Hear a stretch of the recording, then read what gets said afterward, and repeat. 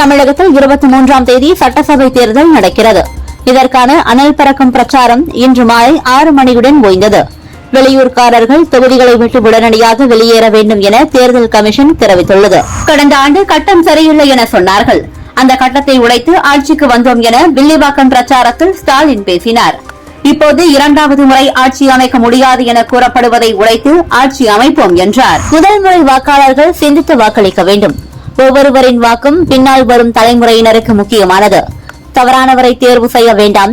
வாக்குகளை வீணடிக்காமல் அதிமுகவுக்கு வாக்களிக்க வேண்டும் என பழனிசாமி வீடியோ வெளியிட்டுள்ளார். திமுகவின் மாஃபியா மாடல் ஆட்சிகள் பொதுமக்கள் பாதுகாப்பின்றி இருக்க சமூக விரோதிகளுக்கு சொர்க்க பூமியாகிவிட்டது தமிழகம். இனியும் பொறுத்திட மக்கள் தயாராக இல்லை. திமுக ஆண்டது போதும், மக்கள் மாண்டது போதும் என அண்ணாமலை தெரிவித்துள்ளார். சென்னை நந்தனத்தில் நடந்த கூட்டத்தில் உரையாற்றிய தவிக தலைவர் விஜய் சட்டசபை தேர்தலுக்கான பிரச்சாரத்தை நிறைவு செய்தார்.